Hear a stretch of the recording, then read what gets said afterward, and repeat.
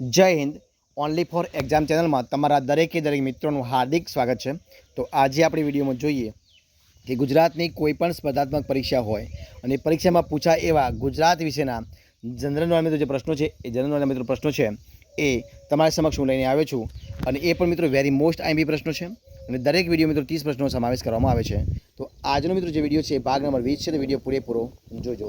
શરૂઆત કરીએ આપણે વિડીયોની. જોઈએ પ્રશ્ન એક તમારી સમક્ષ છે. જો પ્રશ્ન શું છે કે ગુજરાતના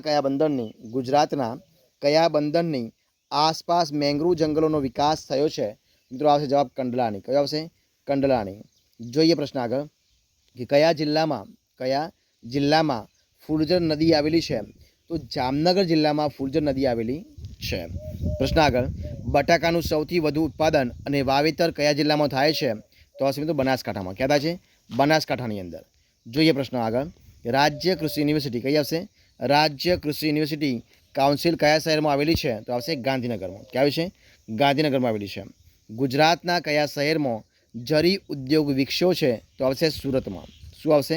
સુરતમાં. જોઈએ પ્રશ્ન આગળ કે ઢાઢર નદી કઈ નદી? ઢાઢર નદી કયા જિલ્લામાં આવેલી છે? તો મિત્રો આવશે વડોદરામાં. ક્યાં આવી છે? વડોદરામાં આવેલી છે. પલ્લીનો મેળો કયો મેળો?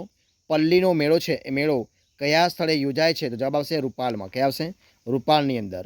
પ્રશ્ન આગળ જોઈએ આપણે કે કનકાવતી નદી કઈ આવશે? કનકાવતી નદી કયા જિલ્લામાં આવેલી છે? તો જવાબ આવશે કચ્છમાં. કયા આવશે? કચ્છ જિલ્લામાં. સૌથી વધુ ક્ષમતાવાળો ગોબર ગેસ પ્લાન્ટ ક્યાં આવેલો છે? તો આવશે ઉચ્છલમાં. ક્યાં આવશે? ઉચ્છલમાં. જોઈએ પ્રશ્ન આગળ આપણે કે સુરત જિલ્લાનું વિભાજન છે વિભાજન કરી કયો નવો જિલ્લો બનાવવામાં આવ્યો હતો? તો તાપી જિલ્લો. કયો આવશે? તાપી જિલ્લો. ગુજરાતના કયા તાલુકાની ત્રણેય બાજુ દરિયો આવેલો છે? તો ઓખા મંડળ છે મિત્રો.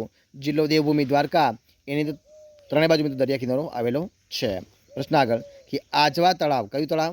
આજવા તળાવ કયા જિલ્લામાં આવેલું છે? તો વડોદરામાં. ક્યાં આવ્યું છે? વડોદરામાં આવેલું છે. નેત્રંગ તાલુકો કયો તાલુકો? નેત્રંગ તાલુકો કયા જિલ્લામાં આવેલો છે? તો ભરૂચમાં. ક્યાં છે? ભરૂચમાં આવેલો છે.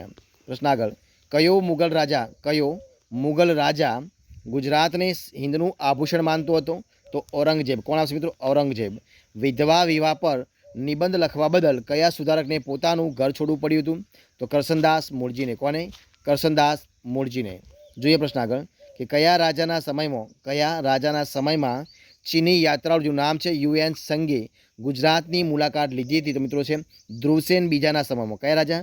ધ્રુવસેન બીજાના સમયમાં ચીની યાત્રાળુ યુએન સંગે ગુજરાતની મુલાકાત લીધી હતી. જોઈએ પ્રશ્ન આગળ કે ગાંધીજીને રાજકારણમાં પ્રવેશતા પહેલાં 1 વર્ષ સુધી રાજકારણનો અભ્યાસ કરવાની ભલામણ કઈ વિદેશી મહિલાએ મિત્રો આપ્યો હતો? તો મિત્રો આપ્યો તો એની બેસન્ટે. કોણે આપ્યો તો? એની બેસન્ટે. જોઈએ પ્રશ્ન આગળ કે ઉભરાટના દરિયા કિનારે કયા વૃક્ષો વિશેષ પ્રમાણમાં જોવા મળે છે? તો આવશે મિત્રો સરુ અને તાડના વૃક્ષો. કયા આવશે? સરુ અને તાડના વૃક્ષો. જોઈએ પ્રશ્ન આગળ કે ગુજરાતના કયા જિલ્લામાં ઘોરાડ પક્ષી જોવા મળે છે? તો આવશે કચ્છ જિલ્લામાં. કયા જિલ્લામાં? કચ્છ જિલ્લામાં. અમદાવાદમાં મજૂર મહાજન સંઘની સ્થાપના કોને કરી હતી? તો એ કરી હતી મહાત્મા ગાંધીએ. કોને કરી હતી? મહાત્મા ગાંધીજીએ. પ્રશ્ન જોઈએ આપણે આગળ કે ગુજરાતી ભાષાના પ્રથમ કોશકાર કોણ હતા? તો એ હતા કવિ નર્મદ.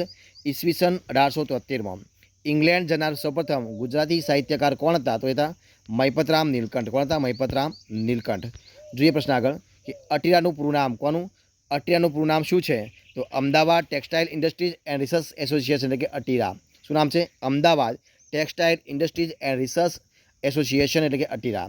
જોઈએ પ્રશ્ન આગળ કે પીટટ સાર્વજનિક પુસ્તકાલય કયા શહેરમાં આવેલું છે મિત્રો? તો આવશે બિલીમોરામાં. ક્યાં આવ્યું છે? બિલીમોરામાં આવેલું છે. જોઈએ પ્રશ્ન આગળ કે ગુજરાતનો કોઈ ખેલાડી રાજ્ય કે રાષ્ટ્ર કક્ષાએ ખુલ્લા વિભાગની સ્પર્ધામાં વિજેતા થાય તો તે ખેલાડીને કઈ યોજના હેઠળ એવોર્ડ આપવામાં આવે છે? તો જયદીપસિંહ એવોર્ડ યોજના. કઈ આવશે? જયદીપસિંહ એવોર્ડ યોજના. જોઈએ પ્રશ્ન આગળ કે પૂરના મેદાન તરીકે કયું મેદાન ઓળખાય છે? તો આવશે દક્ષિણ ગુજરાતનું મેદાન. કયું આવશે? દક્ષિણ ગુજરાતનું મેદાન. ગુજરાતનો દરિયા કિનારો કેટલા કિલોમીટર લાંબો છે? તો ગુજરાતનો દરિયા કિનારો 1600 કિલોમીટર. કેટલા આવશે? 1600 કિલોમીટર લાંબો છે.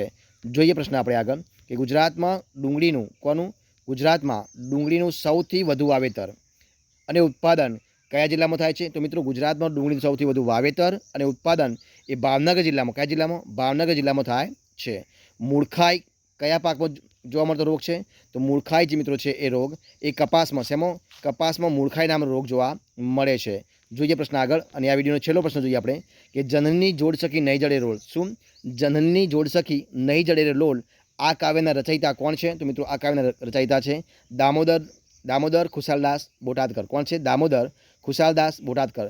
તો મિત્રો જો તમને આ 30 પ્રશ્નો આપણે જે મૂકીએ છીએ એનો વિડીયો ગમ્યો હોય, પસંદ આવ્યો હોય, યુઝફુલ લાગ્યો હોય તો એને લાઇક કરો, કોમેન્ટ કરો, તમારા મિત્રોને વિડીયો શેર કરો, અને છેલ્લે ચેનલમાં નવા હોય ચેનલ સબસ્ક્રાઇબ ન કરી હોય તો only for exam channel subscribe કરવા માટે વિનંતી છે.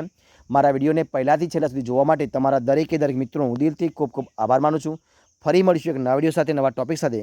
ત્યાં સુધી બની રહો. જય હિન્દ, જય ભારત, જય જય ગરવી ગુજરાત. Best of luck.